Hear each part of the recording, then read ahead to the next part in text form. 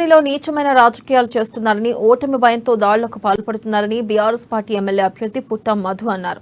తాము మాత్రం కేసీఆర్ ప్రవేశపెట్టిన పథకాలతో ప్రజలతో మమేకమవుతున్నామని తెలిపారు. పెద్దపల్లి జిల్లా మంథని మండలంలోని విలోచవరం, పోతారం, ఉప్పట్ల గ్రామాల్లో ఆయన ఎన్నికల ప్రచారం నిర్వహించారు.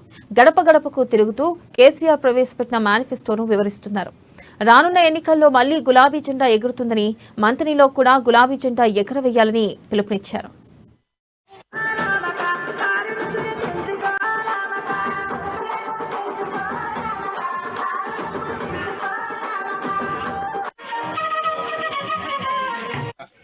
ఓటర్ మహాశయులు, ప్రజాస్వామ్యవాదులు ఇవాళ సూక్ష్మంగా మంత్రి నియోజకవర్గ ఎన్నికల ప్రచార శైలిని ఏ పార్టీ ఏ విధంగా ప్రచారం చేస్తున్నది, ఏ పార్టీ ఏ విధంగా ముందుకు పోతున్నది అనేది గమనించాల్సిన అవసరం ఉన్నదని కోరుతా ఉన్నాను.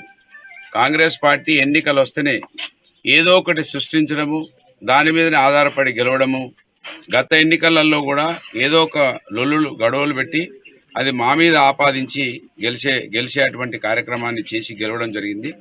ఈసారి కూడా మళ్ళీ గొడవలకు దారితీసి మాజీ నక్సలైట్లను, రౌడీ షీటర్లంతా కూడా కాంగ్రెస్ పార్టీలో చేర్పించుకొని వాళ్లకు తుపాకీ వెపన్ల కల్చర్ ఉన్నటువంటి వాళ్ళందరినీ ఒక దగ్గర క్రోడీకరించుకొని వాళ్ళని ఎక్కడి పడితే అక్కడ రాత్రులలో పంపించి భయభ్రాంతులకు గురి చేసి అక్కడ ఏదైనా చిన్న ఘర్షణ జరిగితే దాన్ని పార్టీకి, నాకు ఇక్కడ బీఆర్ఎస్ పార్టీ అభ్యర్థిగా ఉన్న నాకు ఆపాదించి దాని ద్వారా ఇవాళ కూడా లొల్లును సృష్టించి అదే పనిలో ఇవాళ కాంగ్రెస్ పార్టీ అభ్యర్థి చాలా నీచంగా వ్యవహరిస్తూ ఉన్న విషయాన్ని గమనించమని కోరుతున్నాం. ఇవాళ ఏదైతే గొడవ జరిగిందో, శ్రీనాజ్పేట గ్రామం ఇక్కడ ఉన్నది,